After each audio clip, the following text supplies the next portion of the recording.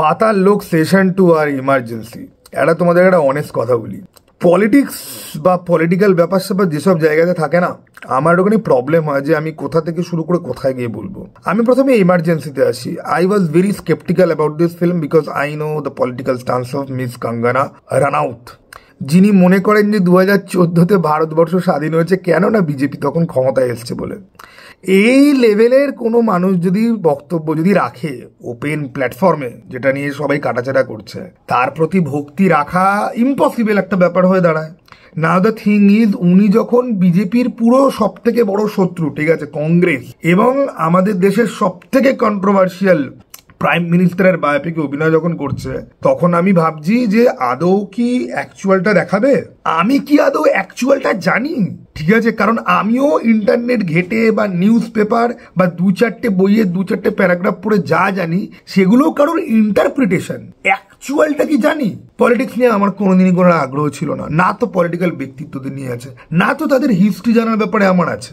কিন্তু অটল বিহারী বাজপেয়ীও আমি দেখতে গেছিলাম, ঠিক আছে, পঙ্কজ ত্রিপাঠীর ফিল্মটা, যেটা কাইন্ড অফ, যেটা নিয়ে কেউ এখন আর কথাবার্তাই বলে না, ছাড়ো, বাদ দাও। এবার ইমার্জেন্সি তো কঙ্গনা রানাউত নিজের ইমেজ এমন করেই রেখেছে যে ভাই আমি যথেষ্ট স্কেপটিসিজম নিয়ে আমি গেছি যে ভাই দেখা যাক যে কি হয়, আদৌ কি করতে পারে। সেইখানে কি আই এম সারপ্রাইজড, এবং শুধুমাত্র আমি নই, যারা কথা বলছে না তারা সবাই সারপ্রাইজ। আমি বিএনএফ টিভির রিভিউটা দেখলাম, শান প্রেসারের রিভিউ দেখলাম। শান প্রেসারকে আমি ভাই আমি জানি ভাই দুনিয়া বিক্রি হয়ে যাক, ও ভাই সেম থাকবে, ঠিক আছে, ওকে। যদিও মালটার কেজিএফ 2 পছন্দ হয় না, সেটা আমি জানতে পেরে খুব দুঃখ লেগেছিল আমার। যাই হোক, কি করা যাবে, কিন্তু শান প্রেসারকে আমি খুব রেসপেক্ট করি, খুব পছন্দ করি। এখনো অব্দি আমার চোখে এখনো অব্দি সেটা পৌঁছে যায়নি, ঠিক আছে, খুব ভালো।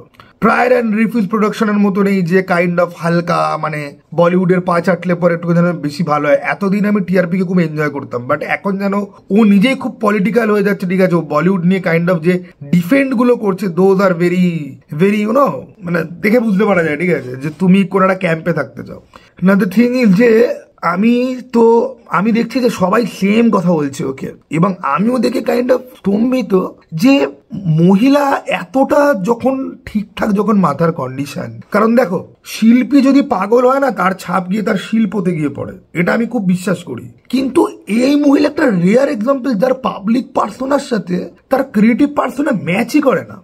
ঢাকার একটা অ্যাকশন সিনেমা ছিল, রিগোরাস ট্রান্সফরমেশনের মধ্যে দিয়ে গেছে, এই বালছালামো কথার জন্যই কিন্তু পাবলিক সেই ফিল্মকে কিন্তু পাত্তা দেয়নি। ওর সম্পর্কেই পাবলিকের মন এমন ভাবে বিষিয়ে গেছে যে পাত্তা দেয়নি। কিন্তু this is the same Kangana Ranaut, যার কাছ থেকে আমরা কুইনের মতো ফিল্ম দেখেছি। আমার ভাই কুইন, মানে ফেমিনিস্ট কাজগুলোর মধ্যে যেগুলো আমার পছন্দ, মানে এটা একটা তর্কের বিষয় হতে পারে যে আমার অল উই ইমাজিনার লাইট বেশি ভাল লাগে নাকি কুইন বেশি ভাল লাগে, ঠিক আছে, লাপাতা লেডিস কনভারসেশনে আসবে না। বাট তোমরা যদি রিভলভার রানী যদি দেখেছো, that is like one hell of a underrated film like ever, ঠিক আছে।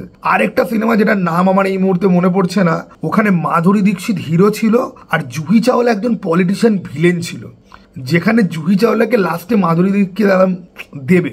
ভাই ওই সিনেমাটার নাম মনে পড়ছে না আমার, হেভি সিনেমা ছিল। তো যত ফেমিনিস্ট ফিল্ম আছে না, আর তার মধ্যে ইন্দিরা গান্ধীর মতো একটা ক্যারেক্টারকে নিয়ে, ভাই this film is like anything.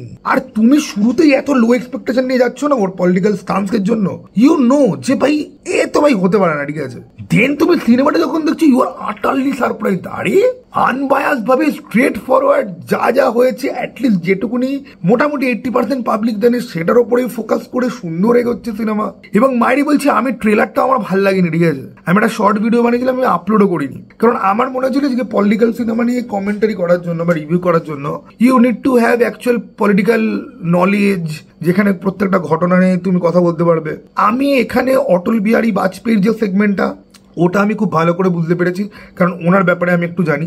R Shyam মানেকশর casting এ ভাই মিলিন্দ সোমানকে যে কাস্ট করেছে, ভাই তাকে ভাই পয়সা, তাকে ভাই পয়সা দাও, প্রমোশন দাও, বউ দাও, বাড়ি গাড়ি সব দাও। ভাই মিলিন্দ সোমান ওইটুকুনি ইয়েতে ভাই ফাটিয়ে রেখে দেয়। মানে লিটারালি ডিবেট হতে পারে যে ভিকি কৌশল না মিলিন্দ সোমান। মিলিন্দ সোমান looks, works and Tux like Sam Manekshaw, এবং ভিকিও এক্স্যাক্টলি তাই। মানে দুটোই বেস্ট। তুমি কাকে ছেড়ে, মানে কোনো প্যারামিটারও নেই যেখানে তুমি কম বেশি তুমি করতে পারবে। তো ওভারঅল এটা এমন একটা সিনেমা, যারা পলিটিক্স এর ব্যাপারে নলেজ রাখো বা জানো ভালো মতো, তারা কিন্তু ভাই এনজয় করবে সিনেমাটা। এবং কঙ্গনা রানাউতকে আমি রিকোয়েস্ট করবো, মানে যে দিদি ভাই প্লিজ ভুল তুমি ইন্টারনেট খুলো না, তোমাকে টুইটার, এক্স, ইনস্টাগ্রাম ওর ফোন থেকে ব্লক করে দে, বন্ধ, ওকে সমস্ত প্ল্যাটফর্ম থেকে ব্লক করে দেওয়া উচিত। ভাই এত ভালো একটা মহিলা, এত ভালো। আমি জানি মনিকার্নিকাতে ও ডিরেক্টরের সাথে অনেক অসভ্যতা করেছে, কিন্তু এই সিনেমাটাতে ভাই শি ইজ সামথিং এলস। সেটা আমি অভিনয় বলি, সেটা ডিরেকশন বলি, এবং এরকম একটা ক্যারেক্টারকে না এই 2-3 ঘন্টার মধ্যে দেখানোটা ইম্পসিবল টাস্ক ভাই।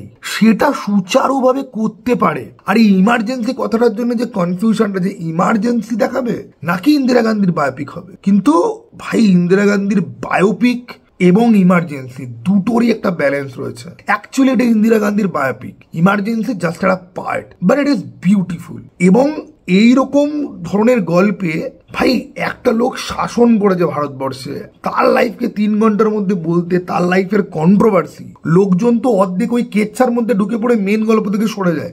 সেটা করেনি ভাই।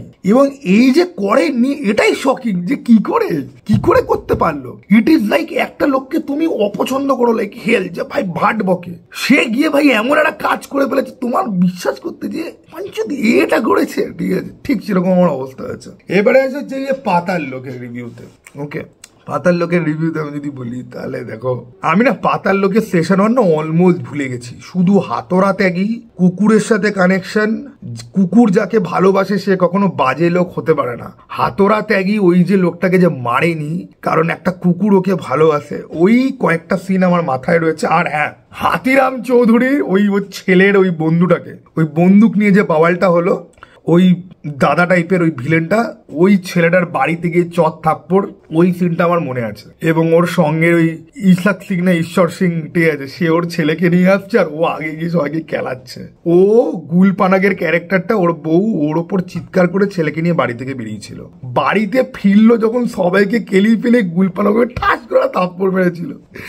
আমার এত মিষ্টি লেগেছিল না গোটা সিজন 1-এর মধ্যে। ওই সিনটা আমার একদম মনে রয়েছে ভিভিডলি, যে ভাই এরকম একটা কিউট একটা ব্যাপার ছিল। তো সেশন 1, সেশন 2, সেশন 1 আমার ভালো করে যেহেতু মনে নেই, আমি তাই কম্পারিজনে যাচ্ছি না। প্রথম কথা, আমি এটা ভেবেছিলাম, শর্ট বানিয়েছিলাম, পোস্ট করা হয়নি, যে হয়তো আমরা এই নর্থ ইস্টের ব্যাপার স্যাপার আরো বেশি ভালো করে দেখবো, আরো বেশি করবো। সেটা টু সাম এক্সটেন্ট হয়, আবার সেটা খুব স্যাটিসফ্যাক্টরি ভাবে হয়ও না। ওকে, ওর পার্সোনাল লাইফের যে কানেকশন, ওর সাবঅর্ডিনেট যে ছিল, যে এখন ওর থেকে বেশি উঁচু পোস্টে চলে গেছে প্রমোশন পেয়ে, তার সাথে ওর সম্পর্কের ইকুয়েশন, ওর ছেলের সাথে সম্পর্কের ইকুয়েশন, ওর বউয়ের সাথে সম্পর্কের ইকুয়েশন, এই জিনিসগুলো খুব খুব বেশি হার্ট টাচিং মুভমেন্ট নেই, বা ওরকম কোনো মুভমেন্ট নেই যেটা নিয়ে প্রচুর কথাবার্তা বলা যায়। আর এই শোটা না আমার না কোথাও গিয়ে মনে হয়েছে কাইন্ড অফ ক্লুলেস। তবে দেখো, আমি বাজে বলবো না, because when you make something so epic, সেই স্ট্যান্ডার্ড ম্যাচ করাটা ইম্পসিবল টাস্ক। এবার তুমি চাইছো অ্যাক্টিভলি যে ওটার থেকে আলাদা কিছু করি, সেই আলাদাটা যে ল্যান্ড আপ করবে সেটা কি হবে? কারণ লোকে গ্রেট জিনিস যখন দেখে না, তখন তার থেকেও বেশি গ্রেট কিছু এক্সপেক্ট করে, কিন্তু সেটা বানানো কিন্তু সহজ ব্যাপার কিন্তু না। সেটা কোথাও গিয়ে আমার মনে হয়, আমি মায়েরই বলছি, আমি একটা এপিসোড থেকে আরেকটা এপিসোডে যে জাম যে করেছি, I was never feeling any kind of hurry. একে তো আমার ওয়েব সিরিজ দেখতে ভালো লাগে, আর আমার এক বন্ধু আছে, সে যদি দেখে যে আমি পাতাল লোক সেশন 2 দেখেছি, স্কুইড গেম সেশন 2 বাদ দিয়ে, আগে খিস্তি মেরে ভূত করে দেবে, ঠিক আছে। কিন্তু ব্যাপারটা হচ্ছে স্কুইড গেমের আমি সেশন 1টাও যেহেতু দেখিনি, তো ওই জন্য সেশন 2 চালু করতে অসুবিধা হচ্ছে, কিন্তু পাতাল লোকের আমার সেশন 1টা দেখা আছে। এনিওয়ে, সৌরভ কষ্ট পেও না, আমি অবশ্যই দেখবো, একদিন আমি অবশ্যই দেখবো, ঠিক আছে। যাই, দ্য থিং ইজ যে দেখো, এটা একটা রিভিউ প্রুফ সিরিজ, আমি বলি না বলি লোকজন দেখবে, আমি বরং দেখি না। বাট আমার কোথাও না কোথাও কি মনে হলো যে সেশন 1 আমার এইটুকুনি মনে আছে যে সেশন 1 আমার খুব ভালো লেগেছিল, এবং সেশন 1 খুব কমপ্লেক্স ছিল, এটা তার থেকে অনেক বেশি ইজি টু আন্ডারস্ট্যান্ড। কিন্তু কোথাও গিয়ে মনে হয় যে সেশন 2টা আর একটুখানি ধমাকেদার হলে পরে খুব ভালো হতো, সেটা কিন্তু এখানে গিয়ে কিন্তু মনে কিন্তু হয় না। এবং এই যে কেসটা না, এই খুনের কেস বাদ দিয়ে যদি কোনো অন্যরকম কোনো কেস যদি হতো না, মানে খুব ডিপলি পলিটিক্যাল কোনো কেস যদি হতো, এই যেরকম আমরা দেখি এই যে কার ক্র্যাশ বা রোড রেজ টাইপের ইনসিডেন্ট গুলো হয়, এরকম টাইপের কেস যদি হতো, বা ধরো সব থেকে জঘন্য কেস সেটা হচ্ছে কি ধর্ষণ, বা ধরো হিউম্যান ট্রাফিকিং, মানে রিয়েলি যেগুলোতে অ্যাকচুয়ালি সোসাইটির পোল খোলে, সিস্টেমের পোল খোলে, সেরকম কেস যদি হতো সেটা আমি অনেক বেশি এনজয় করতাম। সেটা এখানে হয় না।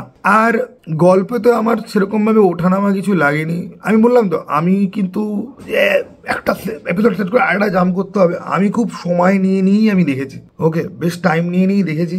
It is a okay thing for me, it is a average okay thing for me. আমি খুব হার্শলি কাউকে বলবো না যে ভাই দেখিস না ভাই, বালের স্ক্রিপ্ট সময় নষ্ট, আবার এটাও বলবো না যে ভাই দেখ ভাই দুর্দান্ত ভাই, সেটাও আমি করবো না। তো তোমাদের কার কি মনে হয় কমেন্ট বক্স খোলা আছে, অবশ্যই জানাতে পারো। চলো টাটা ভাই, আবার জানা দেখা ভাই।